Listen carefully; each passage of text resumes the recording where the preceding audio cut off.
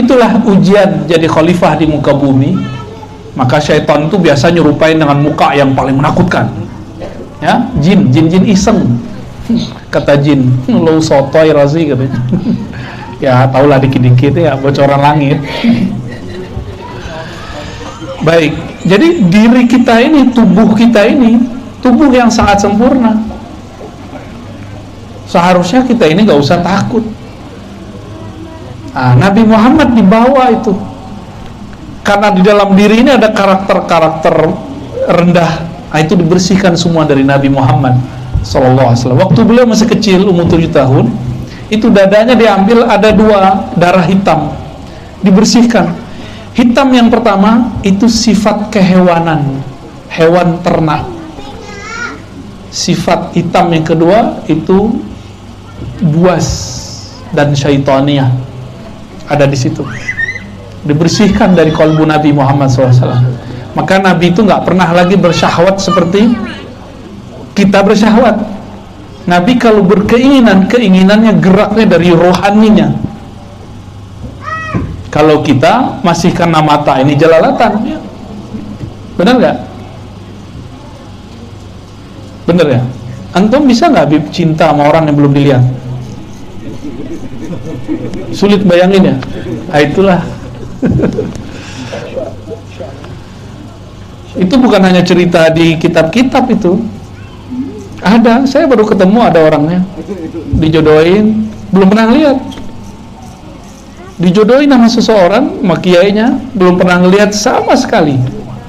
Tahu-tahu cuanteknya. Cantik versi dia, bukan versi aneh.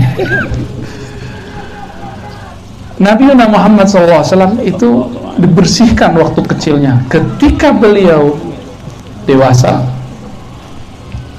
beliau ini umur 40 berdakwah terang-terangan.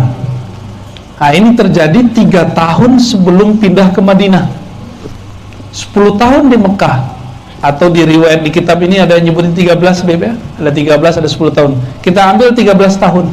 Berarti setelah 10 tahun beliau di Mekah berdakwah, umurnya sekitar 50 tahun. Kalau versi yang riwayat 10 tahun, umurnya 47 atau 48 tahun. Kolbunya dibersihkan kembali. Tapi nggak dibersih-bersihkan amat, karena sudah bersih. Justru dimasukkan, disebutkan dan riwayat itu, wa utitu bitastin. Aku diberikan dengan satu wadah bejana yang tercipta dari min zahabin, dari emas. Di dalamnya ada air hikmah, air iman, dimasukkan ke dalam. Berarti bedah ini bukan bedah fisik, karena yang dimasukkan ke dalam kalbu Nabi bukan air fisik, itu air hikmah dan iman. Berarti itu bukan air fisik. Ya, ini Bapak Ibu nih saya ajarkan cara takbir mimpi sedikit. Ya, mau? Tapi nggak bakal dapat ijazah. Ilmunya mahal itu. Kalau kita mimpi minum air, itu ada makna baik. Berarti ada sesuatu hidup, kehidupan sir masuk ke dalam diri. Kalau mimpi minum air putih begini, nah ini biasa. Insya Allah panjang umur. Tapi kalau mimpinya minum warnanya putih, itu apa? Susu. Berarti kita dapat pengetahuan. Mimpi minum tua, ada juga. Mimpi doang, itu tanda bahwa di dalam diri kita ini ada kecenderungan kepada yang haram. Bakal suka makan yang haram. Nah, nanti sampai ke situ ntar cerita kita ya. Ada yang mimpi makan tanah nggak? Ntar lagi mati tuh. Mimpi dapat berlian. Wah, dia habis ngeliat toko kemarin terus ngayal. Ayo. Mimpi dicatok ular. Nah, itu juga ada maknanya. Kalau dicatok Habib lain lagi. Nabi Muhammad SAW kemudian dibersihkan. Itu fisik, secara fisik dibersihkan. Setelah dimasukkan air itu, maka beliau sallallahu alaihi wasallam tambah jelas jalannya. Maka beliau kemudian dibawa oleh Sayyidina Jibril setelah dinaikkan ke atas buruk ke suatu kampung yang banyak kurmanya. Beliau menyebut negeri ini negeri yang subur. Itulah nama Thayyibah. Thayyibah, ardun Thayyibah, artinya negeri yang subur. Itu Nabi yang kasih nama waktu Isra. Apa kata Nabi? Tiba-tiba aku dibawa ke satu negeri yang sangat subur, Thayyibah. Tiba-tiba inilah yang akan menjadi tempat, aku dikabarkan inilah tempat hijrahmu. Dalam ilmu kewalian ini disebut penandaan. Jadi wali-wali itu suka nandain tempat dengan doa-doa, zikir-zikir, istighosah, itu penandaan. Apa kata Sayyidina Jibril? Sholat di sini, hai Muhammad. Nah, sholat 2 rakaat. Maka penandaan yang kuat itu pakai sholat 2 rakaat, menandakan bahwa ini wilayah akan ditempuh oleh baginda Nabi Muhammad sallallahu alaihi wasallam. Benar, cuma 3 tahun setelah Nabi sholat di situ, beliau hijrah ke negeri itu. Nah, makanya ini saran untuk para kiai, kalau dapat isyarat diberi tanah oleh siapa, sholat di situ 2 rakaat, habis itu pergi. Kalau jodoh kita dimudahkan Allah, kalau enggak pasti ada aja masalahnya. Ya, ini mengambil dari ilmu Rasulullah sallallahu alaihi wasallam. Sama mau kerja, sholat 2 rakaat, minta ya Allah kalau benar mudahkan. Ya. Lalu Nabi Muhammad SAW dibawa ke tempat Nabi Musa. Di situ Nabi Musa sedang sholat di dalam kuburnya. Dalam Sahih Bukhari dikatakan, fa idza huwa yusalli fi qabri. Aku tiba-tiba melihat Nabi Musa masih sholat di kuburnya. Sholatnya Nabi Musa beda cara dengan Nabi Muhammad SAW. Cara sujudnya belum sempurna. Yang sempurna itu sujudnya Nabi Muhammad sallallahu alaihi wasallam. Nah, ada ilmunya nanti cara sujudnya, syariat orang terdahulu ada. Ya. Apa maknanya? Para nabi, para wali di dalam kuburnya mereka masih melakukan proses ma'rifatullah. Itu sholat bukan sholat cari pahala. Orang udah mati masih cari pahala nggak? Orang udah mati masih dapat pahala nggak? Itu sholat apa itu? Itu namanya sholat ma'rifat, bukan sholat ibadat. Kalau kita di sholat kita ibadat, cari pahala, bener. Tapi kalau di dalam kubur nggak ada lagi. Maka sholat ini sholat menambah ma'rifatullah. Jadi Nabi Musa selama dalam kuburnya menunggu kemunculan Nabi Muhammad SAW, sekedar ingin kemudian sholat di belakang Nabi menyempurnakan ma'rifatnya. Nanti kita coba lihat ya. Tiba-tiba kemudian Nabi Muhammad SAW dibawa ke Baitul Lahmin. Baitul Lahmin artinya rumah daging. Disitulah Sayyidina Musa dilahirkan. Disitulah Sayyidatuna Maryam melahirkan Sayyidina Isa ibnu Maryam. Lalu kata beliau, aku disuruh untuk memarkir. Jadi markir itu sudah ada ilmunya dari dulu ya. Tapi kalau buruk itu diparkir cukup ditaruh aja. Taruh, diikat seperti onta itu diikat sih, nggak perlu kuat. Karena onta itu patuh sekali kepada tuannya. Masuklah Sayyidina Nabi SAW ke dalam Al-Masjid Al-Aqsa. Apa makna Al-Aqsa?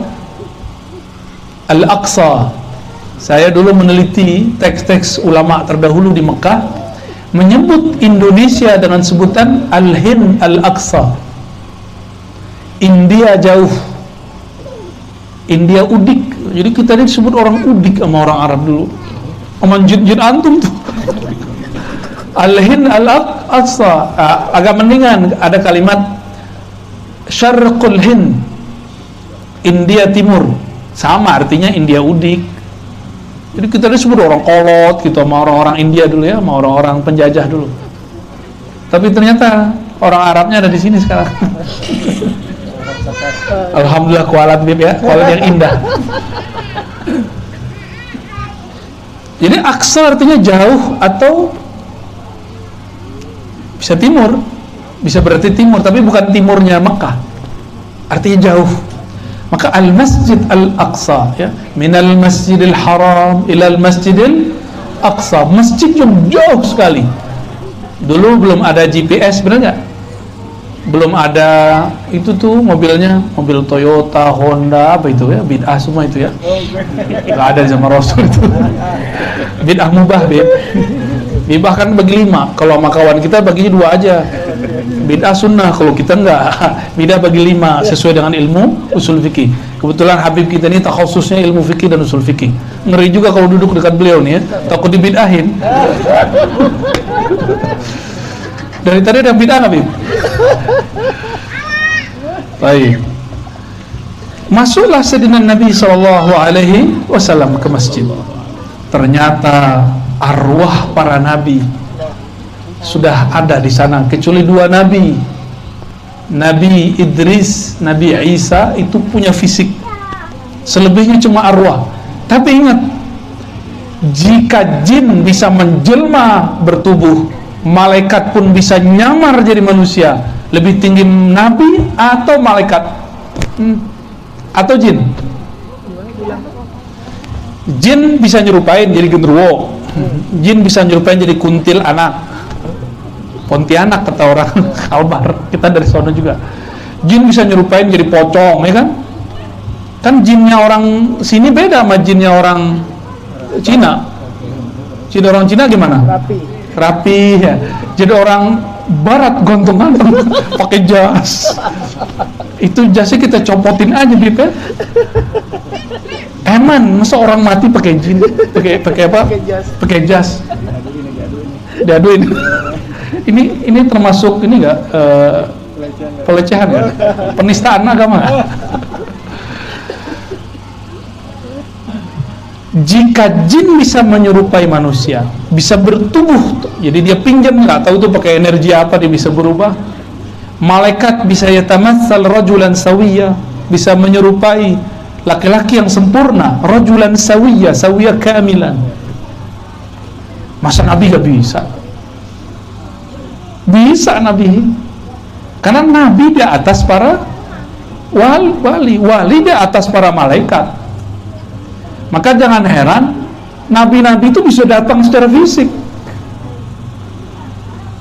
Nabi Muhammad bertemu ruh atau fisik?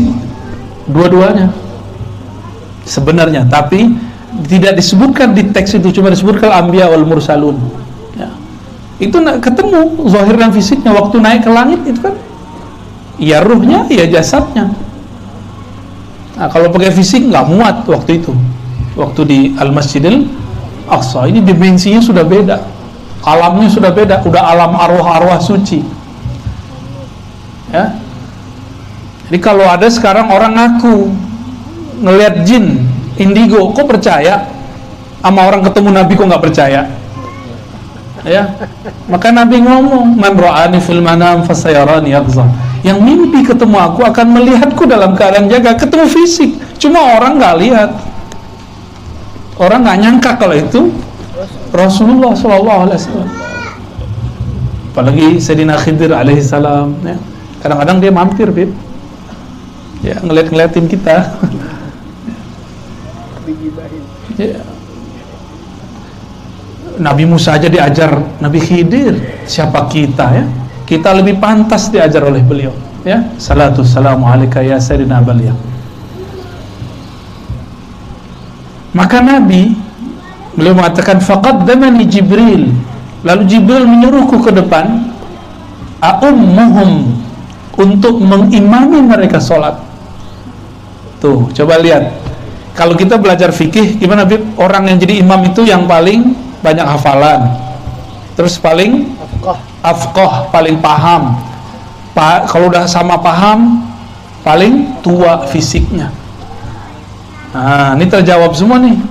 Nabi Muhammad secara fisik baru lahir, umurnya 48 atau 47 tahun atau 50 tahun kalau versi satu riwayat ini. Mengimami Nabi Adam yang umurnya di atas 1000 tahun. Kan beliau di surga udah berhari-hari. Satu hari di surga 1000 tahun di muka bumi. Jadi Nabi Adam itu umurnya udah ribuan tahun. Tapi ketika di bumi, ya cuma seharinya sorga lah kira-kira umurnya. Kalau Nabi Nuh umurnya kurang 50 tahun sedikit, jadi kira-kira kurang 5 menit lah di sorga.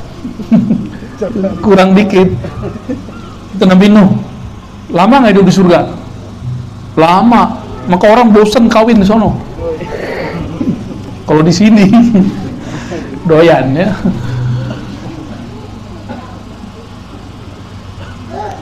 Ada tertawa telat. Nabi Muhammad SAW memimpin sholat mereka karena beliaulah yang lebih tua.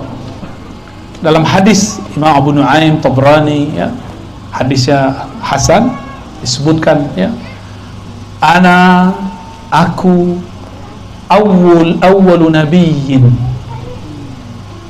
awal nabi yang dicipta, khuliq, tapi akhiruhum ba'sa, yang terakhir diutus. Ana awal, aku yang pertama, bukan Nabi Adam. Diutus Nabi Adam yang pertama. Jadi kalau orang bertanya, siapakah Nabi yang pertama? Jawabannya Nabi Muhammad. Tapi ke siapakah Nabi yang pertama diutus? Baru Nabi Adam. Ini harus dibenerin nih cara nulis. Di sekolah-sekolah kurang tepat cara nulisnya. Anak-anak kita harus, enaknya memang masuk pesantren sih ya. Cuma kan gak semua orang cocok masuk pesantren. Jelas, jadi awwalu nabiyyin bu'itsa, Nabi pertama yang bu'its, yang diutus betul Nabi Adam di langit, di surga. Kalau di bumi yang pertama diutus Nabi Nuh, beda lagi. Nah, ajaran sesat gak Bib?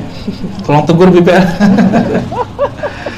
Beliau pertama Nabi, berarti pertama di alam mana? Ternyata kejelasannya ada di riwayat Tirmizi, pengarang kitab ini. Ya ada di sini, ada di hadis ini.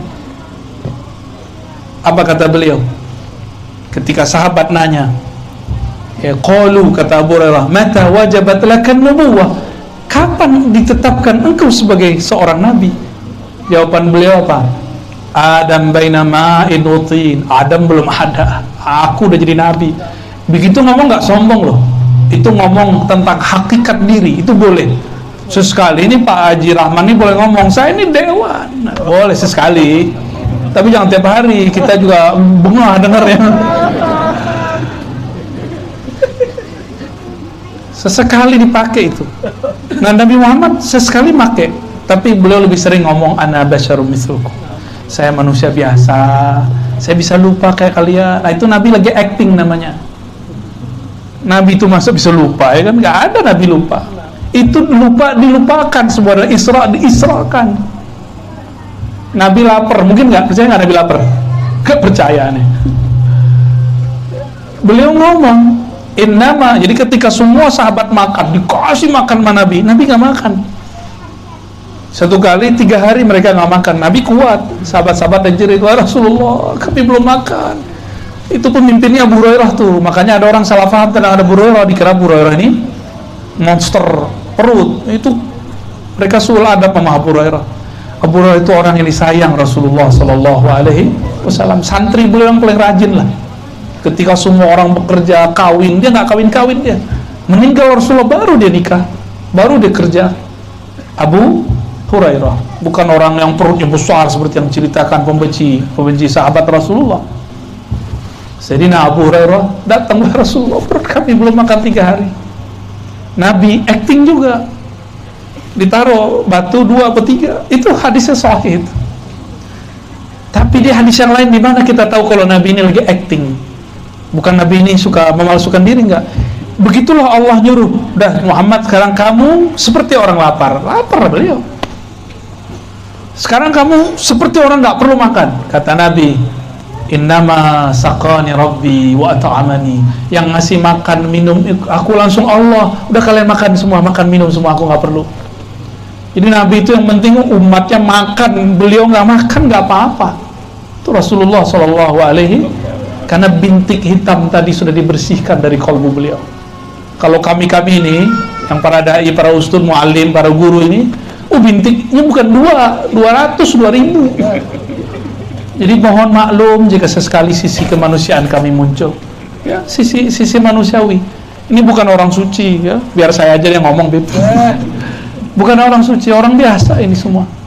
Depan aja yang alim-alim mukanya soleh-soleh kayak nggak nafsu gitu kan. Serius, yang di bawah lebih nafsu lagi.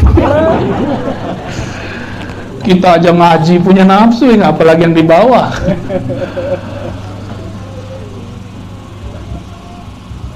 Nabi sering disuruh begitu, sallallahu alaihi.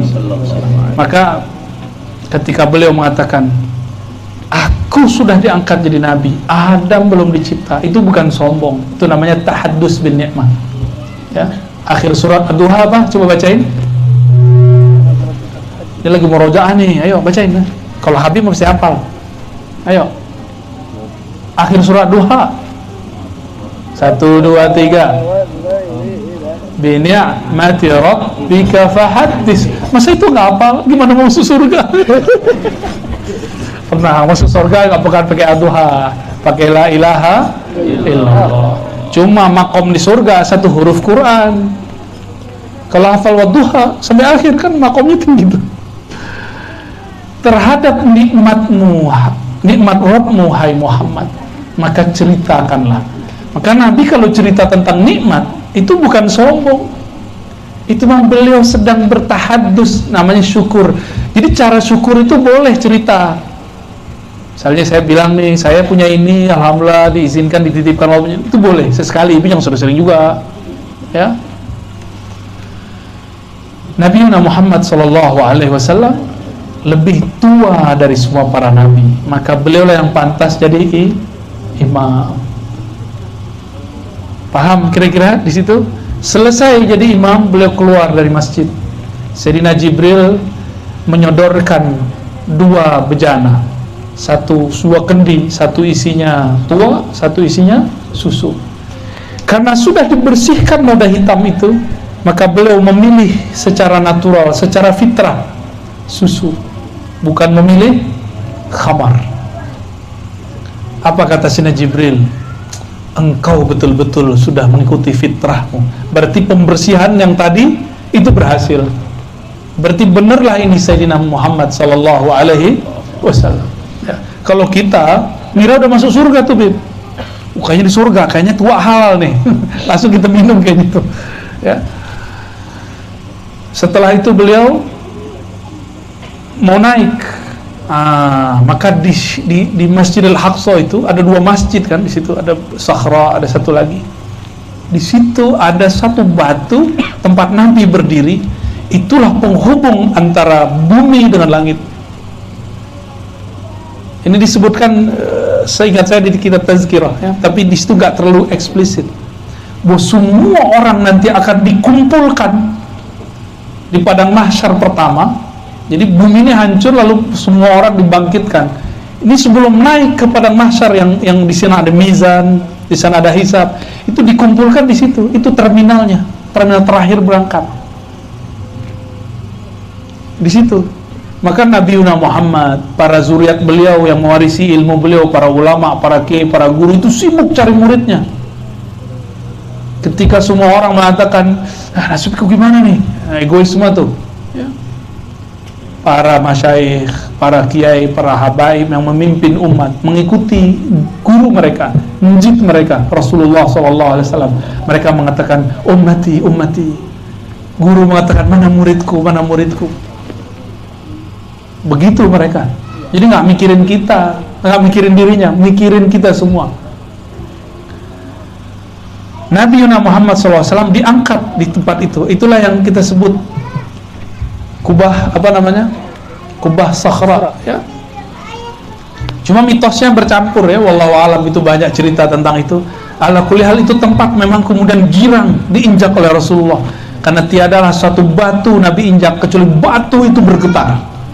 Ketika Nabi naik ke Gunung Uhud, itu kan batu semua merah, itu bergetar langsung.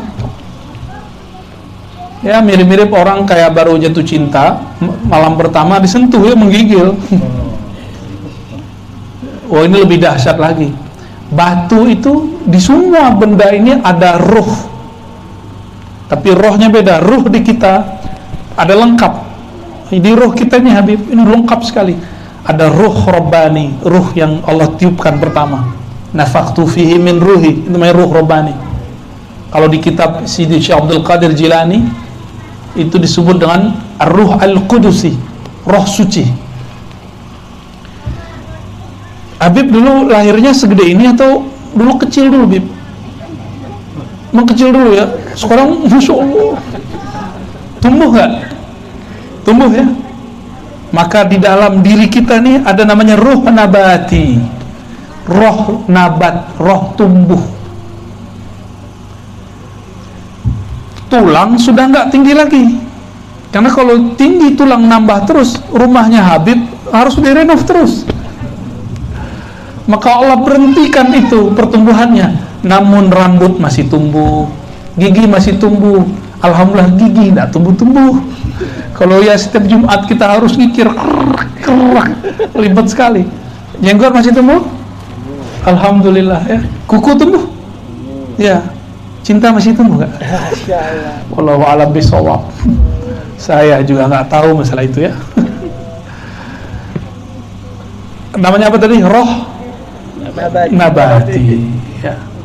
Itu pohon sama. Maka kita ini bisa dialog dengan pohon. Serius.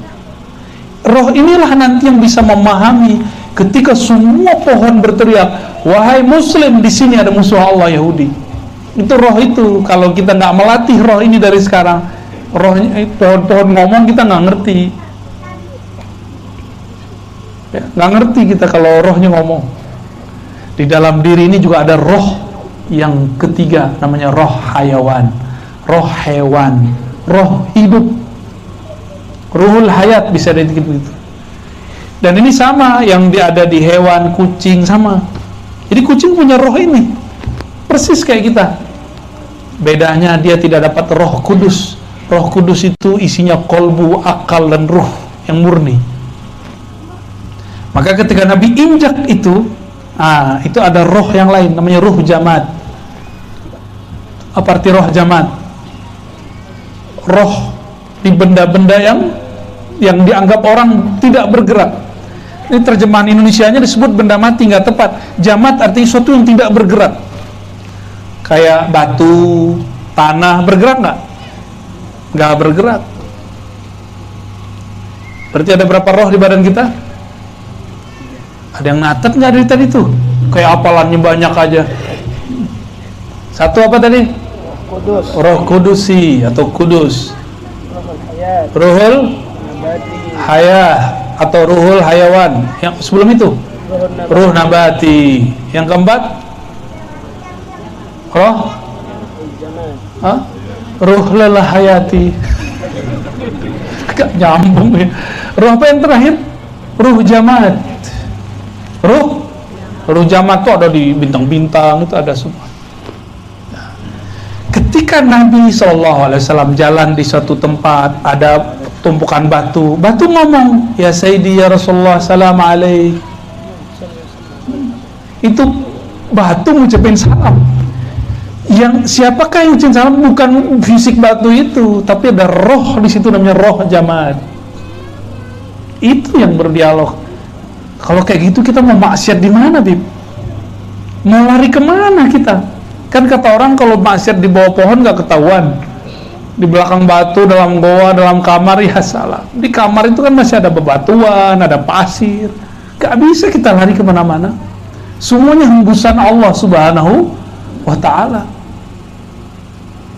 Betul-betul gak punya tempat kita mau maksiat, tapi kita maksiat juga kan. Inilah lemahnya kita, ini imannya kita. Nabi Muhammad SAW ketika menginjak itu batu, kemudian mengembang. Entah dia mau naik, mau ikut Nabi, wallahu alam. Dalam riwayatnya simpang siur. Yang pasti di bawahnya kemudian karena dia mengembang mau naik, dia menjadi bolong.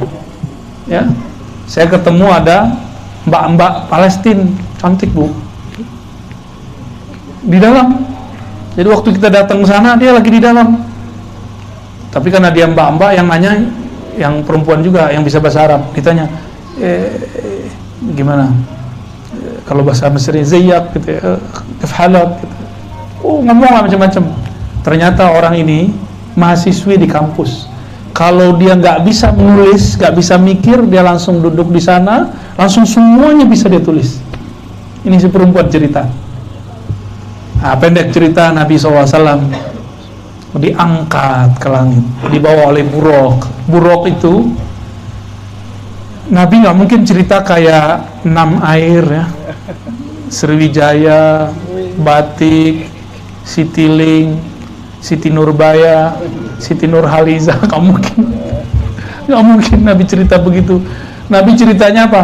Ada kendaraan lebih tinggi daripada keledai, lebih rendah daripada kuda. Kayak kuda di Indonesia berarti. Oh, enggak juga. Kecepatannya di mana matanya terakhir berhenti, di situ dia nyampe. Matanya dia kan suka-suka, dia mau kemana? Itu matanya buruk, mau kemananya boleh. Buruk itulah dulu yang dikendarai Nabi Adam di surga, yang pernah dikendarai Nabi Idris di surga. Itu kendaraan para nabi di surga, diturunkan ke bumi untuk melayani Sayyidul Ardi wal Jannati ya, penghulu makhluk di bumi, di langit dan di surga, Nabi Muhammad sallallahu alaihi. Si buruk ini merindukan beliau lama. Kapan sang Muhammad datang? Karena buruk ini melihat kepada bidadari. Bidadari itu pembuluh darahnya tulisannya Muhammad, tapi bukan pakai huruf aksara Arab, aksara alam sana. Jadi ketika nabi-nabi masuk ke surga, mereka melihat kok jidatnya, pembuluh darahnya itu pancaran nur tulisan Nabi Muhammad sallallahu alaihi wasallam. Ternyata nama Nabi Muhammad bisa ditulis dalam banyak aksara. Contoh, mim ha mim dal bisa ditulis M U H A M M A da, ya kan? Kalau orang Turki nulisnya Mehmet. Beda lagi kan? Di Cina bisa lagi pakai apa? Di Korea beda lagi. Kalau di Jawa ada namanya Hana Caraka, Data Sawala, itu saya pernah belajar. Unik juga. Ya. Tuh, kan antum bisa bit.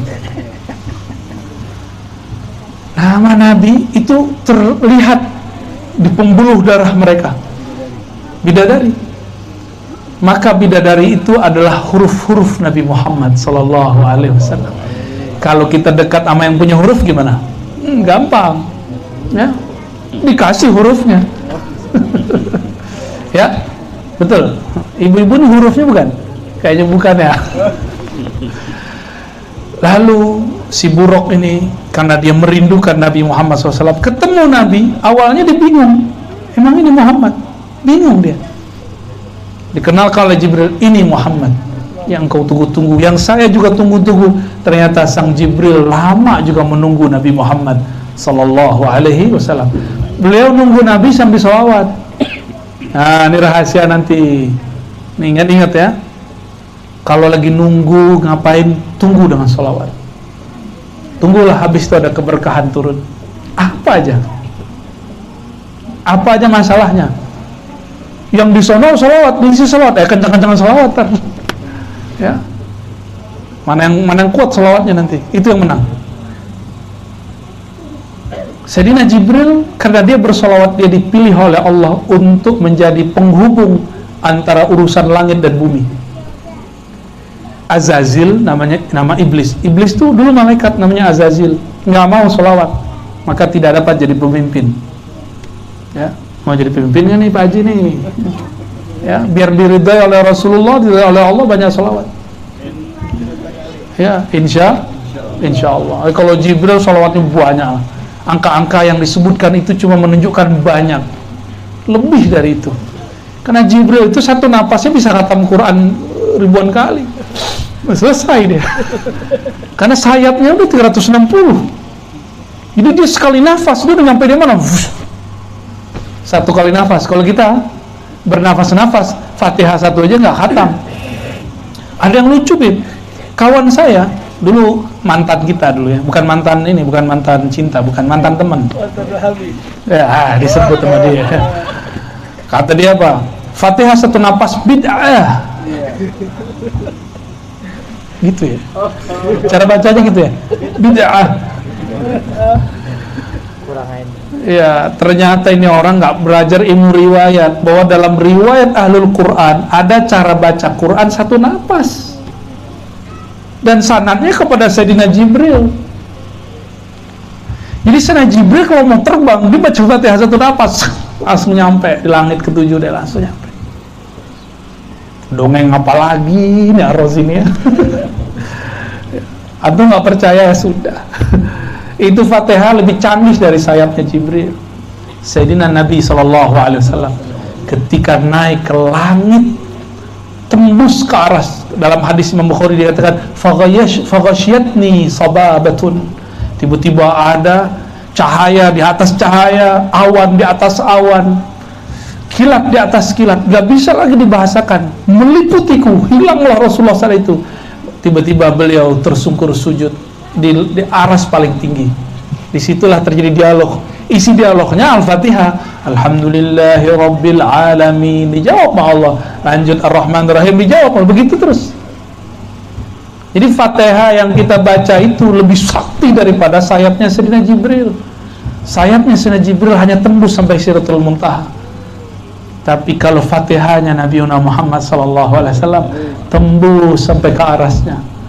Bertemu Allah, nggak perlu ketemu Allah di aras. Nabi Muhammad mau di mananya bisa ketemu Allah. Aras itu tempat sujud termulia. Masa satu kali sujud beliau di sana itu sudah mencukupi amal-amal semesta. Jadi jangan antum kira, ini kan yang nggak baca hadis kan lucu, Bib. Dikira Nabi itu ngeliatin Allah begini, Allah kamu cakep ya, enak amat begitu. Itu mah di kafe kali. Ini aras bukan kafe, bro. Aras itu artinya istana singgasana Allah. Orang masuk singgasana nggak ada yang sok-sokan. Masuk istananya Allah, langsung tersungkur. Fakharra sajida. Nabi Muhammad naik ke aras itu sujud. Makanya amal sujud itu dipindahkan ke bumi. Jadilah amal kita sholat 5 waktu. Ini rahasia-rahasia sebenarnya. Jadi semakin orang kepalanya ditaruh di bawah, ruhnya akan semakin naik ke aras Allah Subhanahu wa Ta'ala. Kalau namanya ada di sana. Kalau namanya nggak ada di sono ya nggak naik-naik. Ya. Jadi ke aras itu ketemu Allah atau sujud. Rasulullah mau ketemu Allah di mana aja bisa. Ya, kemana aja, di mana aja bisa. Di aras itu beliau sujud di Bait Ar-Rahmani, karena namanya Ar-Rahman 'alal 'arsis tawa. Allah yang Maha Rahman beristawa di atas aras, bersemayam di atas aras. Maka saya istilahkan rumah Baitullah yang ada di sana kan ini replika daripada Baitul Haram, hitam-hitam, Baitul Ma'mur putih-putih, karena malaikat-malaikat semua. Sedangkan ini semua warna ada, tapi warna yang paling disukai Rasulullah adalah hijau. Maka Baitur Rahman warnanya hijau, hijaunya Rasulullah Sallallahu Alaihi Wasallam. Itu namanya Al-Bait Ar-Rahmani. Nah, guru saya ada seorang wali, kita ketemu, dia menyebutnya Al-Bait Al-Ahmadi atau Al-Bait Al-Muham. Ini istilah-istilah aja ya. Kalau yang berminat silakan dicatat, diingat-ingat ya. Ini ada rekamannya. Nah, nanti diputar-putar ulang. Nama-nama ini perlu diingat-ingat. Kalau masuk istana Allah, ada istana di dunia. Kalau nama kita belum nyampe ke istana, nggak dapat undangan istana, boleh masuk nggak? Nggak boleh masuk. Maka nama kita harus ada di sana, baru bisa naik. Ya, nama ruh namanya, bukan nama jasad. Nama jasad, nama KTP, Rasulullah nggak punya KTP. Jadi bukan nama yang KTP ini yang akan kita bawa nanti ke sana. Itu nama ruhani. Itu yang kita dibawa, yang ditulis di sana itu. Setiap kita ada punya nama, masalahnya udah dikasih tahu atau belum? Ya, Ya gimana mau tahu ya. Jadi wali dulu. Baik. Nabi Muhammad SAW naik ya. Jadi jangan dibayangkan itu tempat bertemu Allah, tapi itu tempat sujud tertinggi. Saya mau tanya, sholat di Masjidil Haram banding dengan sholat di Pangkalan Bun beda berapa? 100? Kalau Madinah? Kalau Aqsa? 500. Kalau Bait Al-Ma'mur? Itu bukan 1 juta. 1 juta itu Baitul Ma'mur. Jadi 1 kali sujud di sana sama dengan 1 juta kali. Ini cuma angka-angka biar paham aja ya. Wallahu yudha'ifu liman yasha. Ya, kalau sujud di Baitur Rahman, semua bilangan sujud alam semesta itu nilainya 1 kali sujud Rasulullah Sallallahu Alaihi Wasallam. Jadi Rasulullah ini kalau turun di bumi nggak sholat juga nggak apa-apa, tapi beliau masih sholat. Untuk apa? Contoh untuk umat. Beliau udah sholat, kalau di sholat ngapain lagi sholat di bawah? Kan gaya-gayaan aja tuh. Sholat di bawah itu cuma hadiah buat kita. Jadi sholatnya Nabi itu bukan untuk beliau lagi, sholatnya beliau untuk kita. Karena kita ini sholatnya udah nggak khusyuk, udah nggak konsentrasi, sok suci lagi. Maka yang harus banyak itu sholawat kepada Rasulullah. Jadi sholawat kalau akhir sholat itu bukan hanya Allahumma sholli ala Muhammad, kama shallaita ala Ibrahim, itu mah biasa. Banyak sholawat. Coba buka riwayat itu, jenis-jenis sholawat yang bisa dibaca di dalam sholat. Saya kalau sholat sunat, saya baca sholawat yang panjang-panjang itu. Ada sholat Hashimiyah, Allahumma sholli ala Sayyidina Muhammad dan Nabil Ummi. Gimana? Al-Hashimiyah Habib? Enggak apa. Ada sholawat ummi, macam-macam sholawat. Rasulullah sendiri yang mengajarkannya. Di situ para ulama faham, para sahabat faham bahwa sholawat ini boleh dirangkum, boleh diramu sendiri. Tapi saya nggak berani. Sholawat yang kita pakai itu mesti turunnya dari sana. Ada yang lewat Nabi, ada yang lewat malaikat, ada yang lewat ruh. Jadi nggak boleh buat wirid sendiri, bid'ah itu. Ya, ini bid'ah beneran loh ya. Baik. Saya nggak cerita tentang Nabi Muhammad bahwa sholat itu udah tahu semua ya. Itu udah tahu semua. Bener kan udah tahu semua? Mau diceritain lagi? Lanjut lagi dong. Oke. Ketika Nabi sujud di sana, Allah berkalam, faradtu alaika wa ala ummatika khamsina rak'atan. Itu yang sahih ya. Kalau di satu riwayat khamsina salatan, 50 kali sholat. Tapi versi kami ini ada satu riwayat lain, khamsina rak'atan, 50 rakaat. Sisanya sekarang berapa? Yang kita pakai sekarang berapa? 17. Bener? Coba berarti sisanya lagi biar genap jadi 50. 33 kurang limitin 11. 22 kurangi duha. Yang pakai yang sahih aja Bib, 2 rakaat 20. Rawatib kurangin dikit-dikit, 2 sebelum subuh, 2 sholat fajar. Berapa tuh? 18. Beneran? Terus syuruk 2. 4 rakaat sebelum zuhur, 4 rakaat setelah zuhur. Udah 8 aja. 4 rakaat sebelum asar, 2 rakaat sebelum maghrib, 2 rakaat setelah maghrib. Habis. Makanya ulama kita beda pendapat mengenai sholat 2 rakaat sebelum maghrib dan sebelum asar. Nanti dipindahin ke setelah maghrib sama setelah isya dan sebelum isya. Jadi pas jumlahnya sama. Muncullah istilah dalam ilmu al-fiqih, beliau al-fiqih ini sunnah muakkadah, sunnah ghair muakkadah. Yang diperdebatkan tadi ghair muakkadah, gitu ya. Jadi paham kenapa ada muakkad ghair muakkad, itu rahasia-rahasianya. Jadi sebenarnya tetap 50 rakaat. namun didiskon jadi 17 rakaat. Asik kan jadi umat Nabi Muhammad?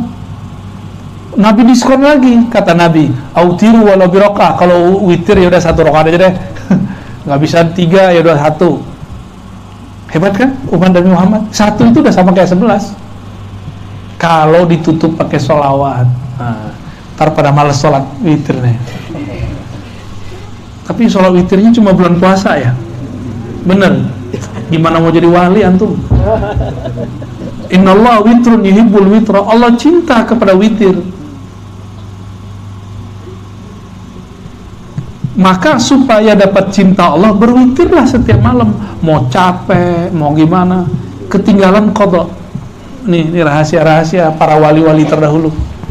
Jadi ada orang jadi wali karena dia melazimkan satu amalan aja, yang mungkin sederhana bagi orang lain, tapi dia lazimkan, dia biasakan. Gimana? Siap malam ini jaga witir 1 rakaat aja. Boleh sebelum tidur, boleh sebelum subuh. Mau ya diamalin? Ya pegangan kita cuma gitu-gitu doang, tapi nggak ada yang lebih. Witir 1 rakaat itu disyukur tuh. Yang penting soal witir, syukur-syukur bisa 2 + 1, bisa 5, bisa 7, bisa 9, bisa 11. Itu syukur-syukur. Kalau nggak apa-apa juga. Yang penting 1 aja. Biar kalau Allah absen, ada yang witir nggak? Witir, kan masuk kita. Ayatnya gampang lagi, kulhu, kul a'udzul falaq, kul minas, kan ekspres banget tuh. Ya, ekspres. Masalahnya kita ini kurang istiqomah. Benarlah dalam hadis Nasai dikatakan, surga huffiyatin nar bisyahawat, surga itu diliputi syahwat, keinginan rendah. Tidur sama sholat, kita pilih mana? Jujur aja nggak apa-apa kok, Allah suka sama orang jujur. Tidur sama sholat, pilih mana? Nonton bola katanya, nggak nyambung. Enakan tidur kan? Enakan tidur. Itu yang ngomong syahwat. Tapi kalau kolbunya ngomong, enakan sholat. Beda tipis ya. Nah, kita ini makhluk syahwat atau makhluk yang berkolbu, itu aja bedanya. Kalau tidur, tuh kucing juga tidur. Tikus yang malam hari gak tidur tuh kalah kita sama tikus. Tikus malam hari itu beroperasi dia. Masya Allah, Masya Allah. Itu kalau tikus mau wirid aja jadi wali tuh. Cuma sayangnya dia nyolong tiap hari ya. Nyolong, ngangguin got, Masya Allah. Fuwaisikoh bahasa Arabnya. Allah Subhanahu wa taala mewajibkan 50 rakaat ya. Itu Nabi emang nggak ngerti Nabi, cuma ini ada namanya basa-basi. Turun beliau, ketemu Nabi Ibrahim diam aja. Ketemu Nabi Musa di langit ke-6, Nabi Musa nanya, apa nih oleh-oleh Allah nih gitu. Dijawab oleh Nabi Muhammad 50 rakaat. Hah? Umatku 2 rakaat aja nggak jalan, masa ente 50? Itu Nabi Musa yang ngomong ya, koplak juga ya. Ya, lucu gitu, Nabi itu lucu-lucu emang. Jadi Nabi itu sama mereka nggak kayak kita boyong Allah Akbar, Subhanallah, nggak begitu. Masya Allah, Tabarakallah, nggak begitu-gitu amat Nabi itu. Ya sesekali kita ngomong Masya Allah, Tabarakallah. Kadang-kadang kita ngomong Allahu Akbar, tapi jangan lebay, biasa aja ya.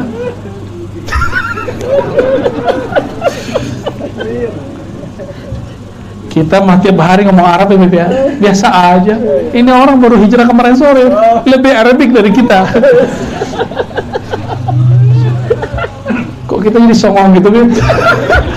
Maaf ya. Ini nabi-nabi itu santai mereka. Muhammad, kamu ya, dari langit bawa apa? Dari aras bawa apa? Kira-kira gitu. Jadi nabi-nabi ini kalau mereka ketemu itu sering tukar-tukaran kunci namanya, tukar-tukaran hadiah. Penasaran juga tuh, karena seorang nabi diberikan rahasia nggak diberikan nabi lain kecuali Nabi Muhammad SAW. Semua yang ada pada nabi yang lain ada di beliau. Akhirnya Nabi Muhammad kata 50, kebanyakan. naik no. Ini kalau ukuran Nabi Adam kan gak sopan tuh, ya. Nabi Muhammad tuh lebih tua dari Nabi Adam, apalagi Nabi Musa, ya enggak? Kenapa kemudian Nabi Muhammad mau menerima saran Nabi Musa? Karena Nabi Musa gelarnya Kalimullah, yang berkalam-kalam dengan Allah. Itu makna ahli akidah. Kalau ahli hakikat ngomongnya begitu, Nabi Musa itu kalamnya Allah.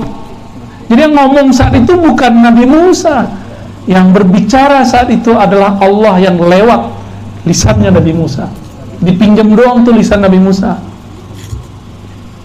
Jadi Nabi Muhammad lihat, oh Allah yang nyuruh ke atas, berarti Allah nyuruh naik. Irja' ila rabbik, kembali kepada Allah, laporkan kalau ini nggak sang. Jadi Allah ini pintar sekali ya. Karena Allah berbicara lewat pohon, lewat manusia, lewat imam, lewat Quran, lewat air, lewat orang susah, orang senang, lewat orang yang berkasus, lewat orang yang tengkar, lewat orang macam-macam. Allah berbicara dengan apa saja. Dan Nabi Muhammad mengerti, wah ini bahasa Allah nih. Naik. Nabi Musa nggak bisa naik, Nabi Muhammad bisa naik suka-suka. Kira-kira gimana? Lebih ngerti Nabi Muhammad kan seharusnya. Nah, nanti di hari kiamat tuh Nabi Musa malu ntar tuh. Ya, kalau beliau nanti ketemu, ngapain saya suruh Nabi Muhammad balik ya? Tapi karena bukan beliau yang berbicara sebenarnya, maka Nabi Muhammad terima dan Nabi Musa pun berani. Ini rahasia-rahasia yang jarang diekspos ya dari dulu. Baru naik sampai kemudian sisa 5. Nah, yang kelima itu sudah Musanya yang ngomong, ya kalau perlu nggak ada sama sekali lah Muhammad, gitu ngomongnya. Nabi Muhammad lihat, wah ini bukan Allah lagi yang berkalam nih ya, yang berbicara Musa bin Imran, Rasulullah. Bani Israel punya Nabi Musa bin Imran. Nah ini lagi ngomong dia, kalau perlu nggak ada lah Muhammad. Itu kan nafsiyah namanya yang bicara. Sisi dirinya, dia sayang ke umat tapi bawa sisi dirinya. Apa kata Nabi Muhammad? Aku malu kepada Allah, gitu.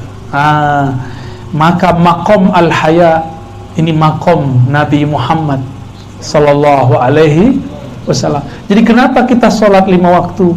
Karena kita malu kepada Allah subhanahu wa ta'ala. Udah terlalu banyak Allah ngasih. Jadi besok-besok jangan males lagi sholat, malu. Ini contoh, kita ada kerja bakti, semua orang datang. Masa Pak Haji Rahman nggak mau datang? Gimana Pak Haji Rahman? Nggak mau datang? Pasti ngomong gini, malu Pak ini datang, Pak ini datang, gitu kan? Begitu nggak kita? Kita kalau ada kerja, ada acara bersama nggak datang, kita ngomong ke keluarga, malu si Anu datang, masa saya nggak datang? Orang yang sudah membawa rasa malu masuk ke dalam ruhaninya, maka ibadahnya jadi ringan. Sholat subuh yang tadi males kayaknya, itu langsung jadi semangat. Masjid kayaknya rame terus tuh ya. Berarti kita kurang malu ya. Maka masjid masih sepi. Jadi kalau ngecek orang nih ada rasa ini, sholatnya rajin. Karena dia ada rasa malu kepada Allah SWT.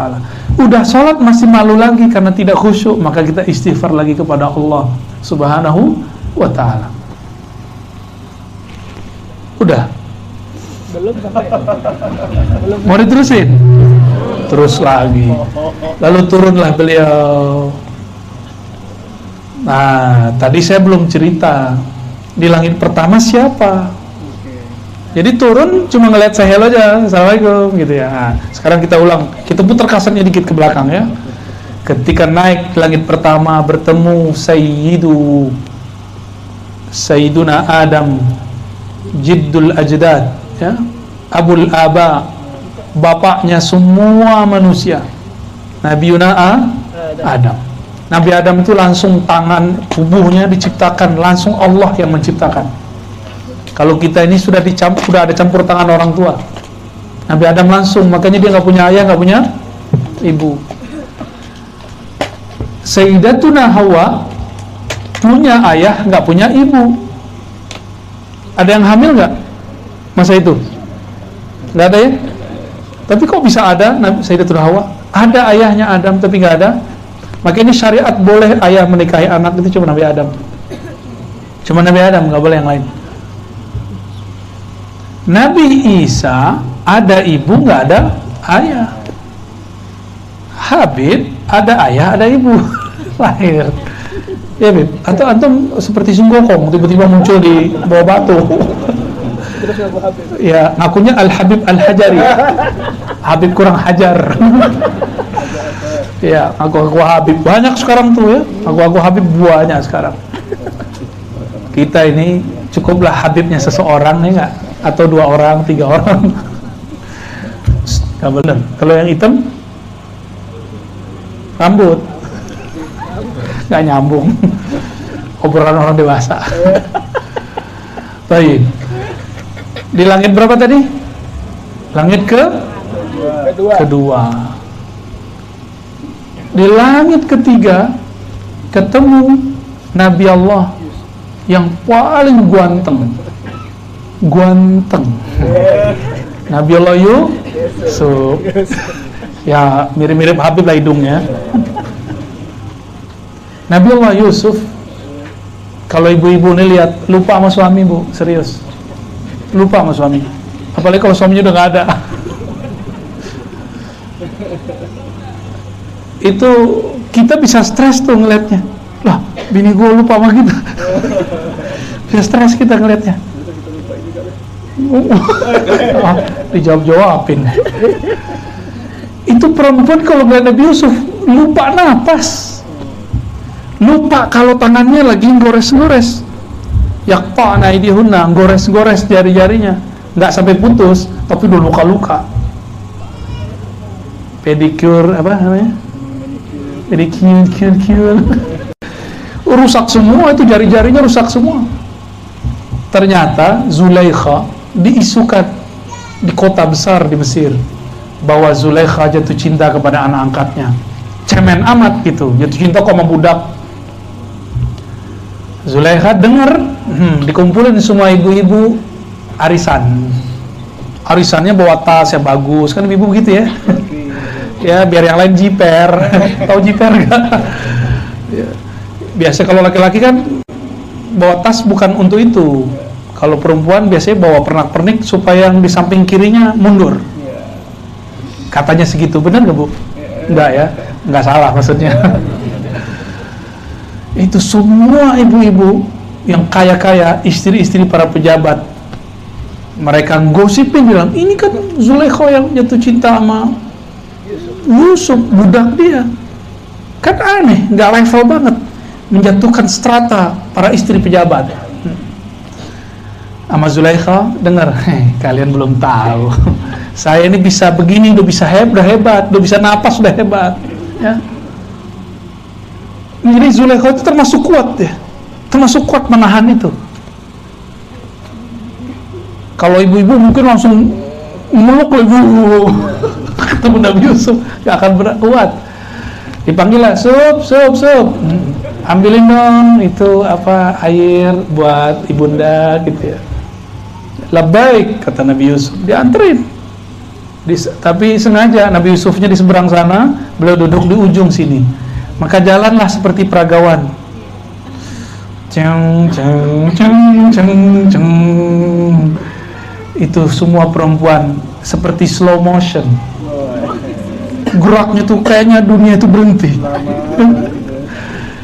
Semuanya lupa. Sampai-sampai mereka dapat ilmu debus tanpa perlu dapat ijazahan dan talqin zikir. Sakti langsung ya. Kalau ngeliat kita kan ibu-ibu masih garuk-garuk aja karena dapat semut ya. Tuh dari tadi pada masih ya maklum muka Ucup bukan muka Yusuf. Kalau nama Yusuf bener itu, kalau kita ini Ucup. Allahumma sholli ala sayyidina. Nabi Yusuf selesai dia balik. Apa kata mereka? Baru mereka sadar ngomong, ini bukan malaikat, ini bukan manusia, ini malaikat. Ini lebih cakep dari malaikat kok. Ya. Malakun karim. Karim itu nggak ada cacatnya. Semua dari tubuhnya itu semuanya memberikan keindahan, memancarkan cahaya keindahan. Itu karim. Itu karim yang tak ada batas kalau memberi sesuatu. Pergi Nabi Yusuf, baru semuanya mereka sadar. Tuh, tahu kalian kenapa saya bisa begini? bisa gila sama Yusuf. Gila nggak tuh? Nabi Yusuf ditarik sarungnya, ditarik bajunya sampai robek, karena kukunya kan panjang kan, pedicure. Ya, dia bisa bertahan bertahun-tahun, itu sudah hebat. Maka Zulaikha ini imannya sebenarnya kuat aslinya, cuma itu khilaf, dia lagi khilaf ya. Maka di akhir hayatnya kan Allah kembalikan itu. Zulaikha udah gak mau lagi masih bersiapa, dia zikirin cuma Yusuf, Yusuf gitu aja terusnya. Sang perindu, katanya di Kalimantan ada bulu perindu ya, ngeri juga tuh. Langit keberapa lagi?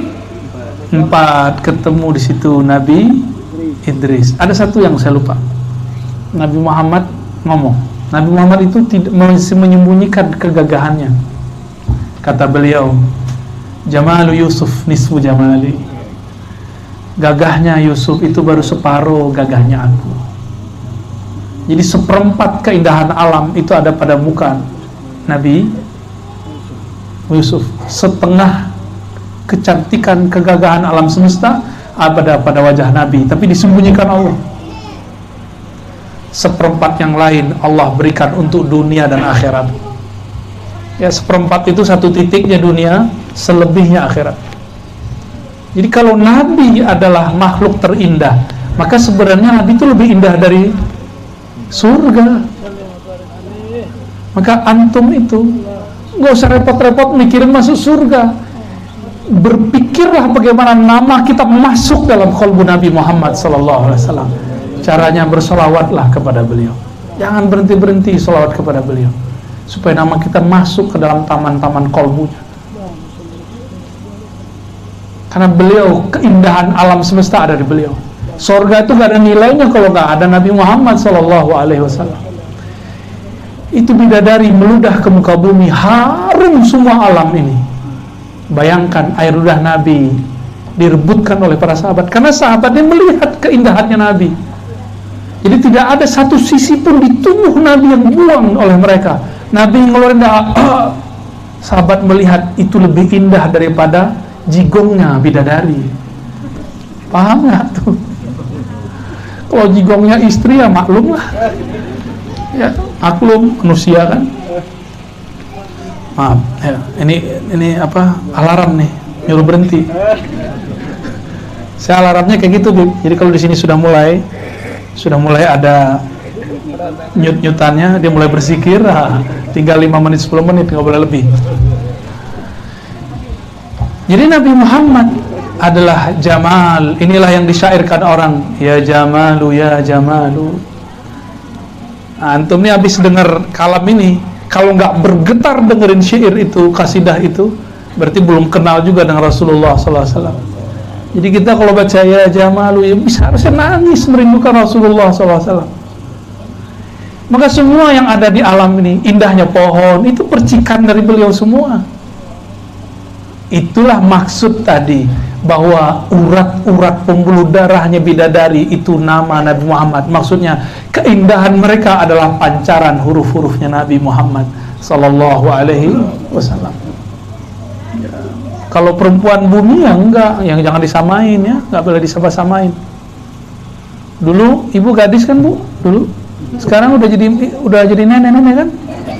Harus terima Bu. Harus terima ya. Nggak apa-apa, tapi roh kita seumuran Bu, insya Allah ya. Nanti di surga, insya. Kalau masuk, kalau nggak masuk selamatin. Biar lapor banjir dan tembin.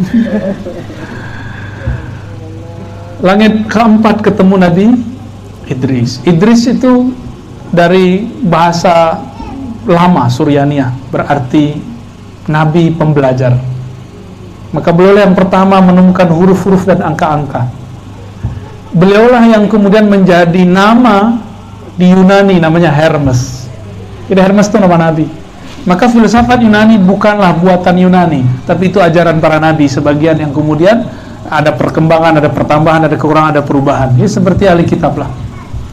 Jadi saya ini dituduh sama orang, ente ini ahli filsafat, jadi ustadz. Lah saya ngaji hadis lebih lama dari filsafat. Saya ngaji hadis 15 tahun. Filsafat cuma 4 tahun, lapangan mana?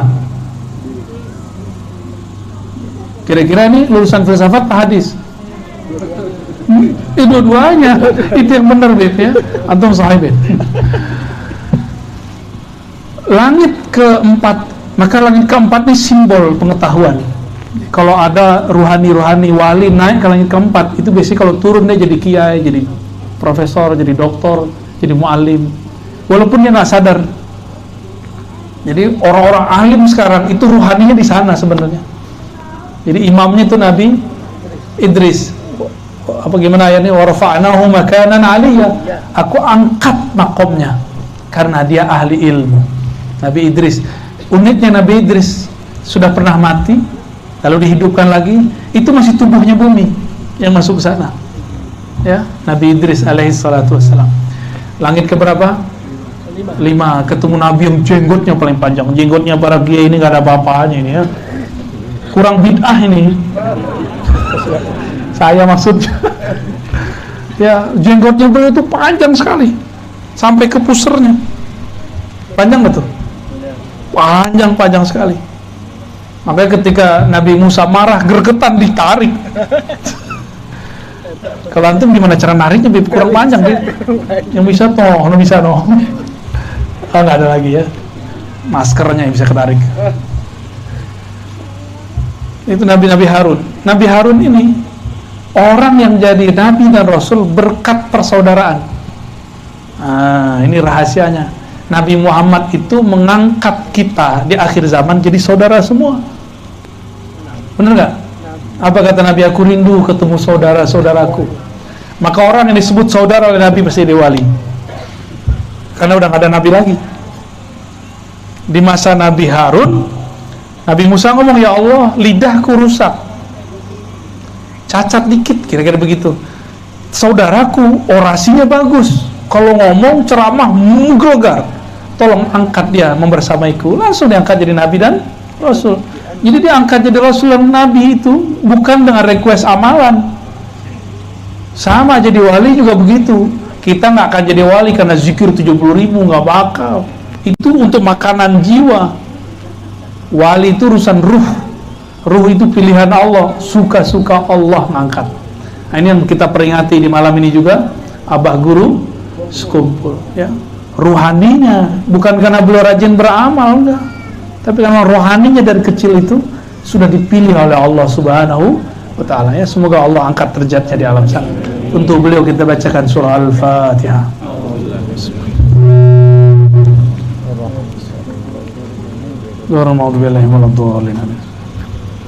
Langit kelima bertemulah Nabi. Udah ya. Langit keenam ketemu Nabi Musa. Nah, itu tadi dialog tadi. Tapi di riwayat Imam Bukhari, di langit keenam ketemu Nabi Ibrahim. Di riwayat Bukhari yang lain, langit keenam ketemu Nabi Musa. Nah, yang paling sahih 6 Nabi Musa, yang ketujuh Nabi Ibrahim. Nabi Ibrahim lagi ngapain? Nah, ini penutupnya. Nabi Ibrahim lagi nyandar-nyandar di Baitul Ma'mur, Ka'bah putih. Nyandar-nyandar beliau. Beliau ini mandang-mandang siapa yang masuk, siapa yang datang, melihat-lihat ke bumi, gimana urusan keturunan-keturunannya, termasuk Habib ini keturunan Nabi Ibrahim. Ini nasabnya sampai ke sana nyambung. Inilah untungnya para habaib, nasabnya sampai Nabi Adam bisa ditemukan. Kita sampai kemana? Bener antum keturunan Adam nggak sih? Cuma beliau yang pasti nih, ya. Zuriat Nabi mah ketemu. Nabiullah Ibrahim mengucapkan salam kepada kita semua. Apa kata beliau? Wahai Muhammad, sampaikan salamku kepada umatmu. Akri' minni ummataka salam. Tolong sampaikan salamku kepada umatmu. Makanya kita baca salawat Ibrahimiyah. Allahumma salli ala Muhammad wa ala ali Muhammad kama sallaita ala Ibrahim, ya, wa ala ali Ibrahim. Pakai Sayyidina lebih indah.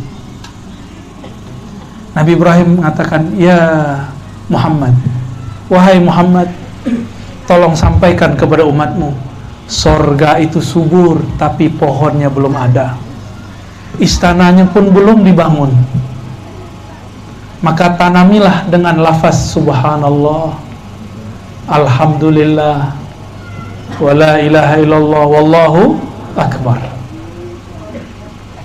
Tapi Nabi Ibrahim tidak mengajarkan lafaz yang berikut. Ini sirnya Nabi Muhammad.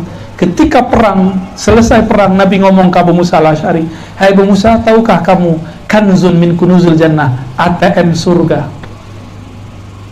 ATM surga, rekening surga. Kalau tadi pohon surga, ini rekening surga. Apa itu? La haula wala quwata illa billah. Jadi orang yang paling kaya di surga nanti bukan Pak Haji Rahman.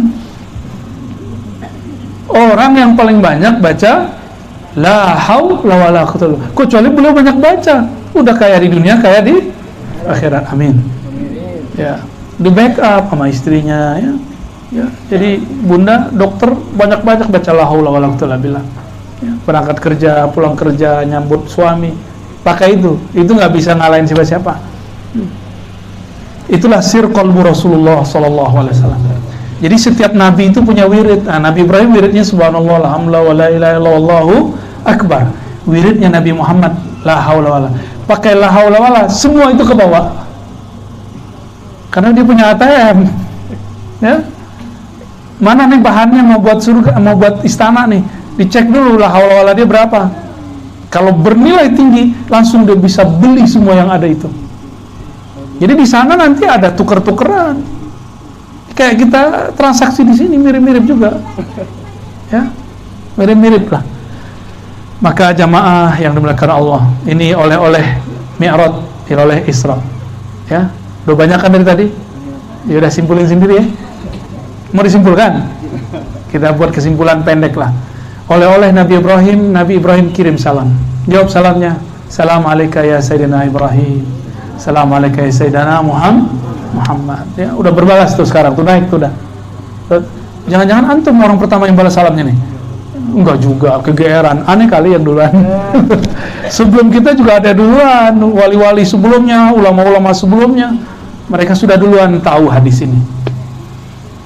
Maka biasakanlah tiap hari baca subhanallah, alhamdulillah, wa la ilaha illallah, wallahu akbar, masing-masing 100.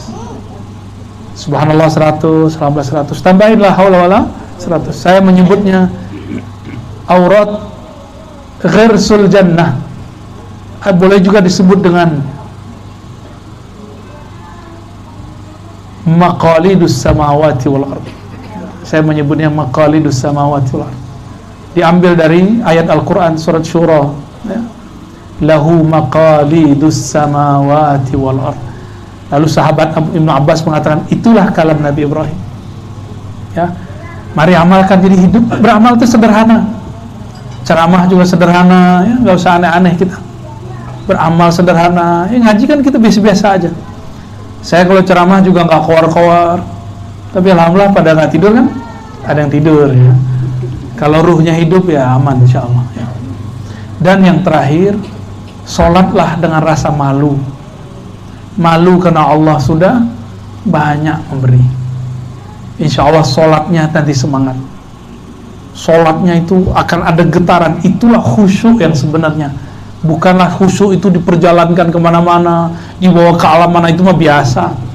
Ya, khusyuk yang sebenarnya merasa malu karena banyak diberikan oleh Allah Subhanahu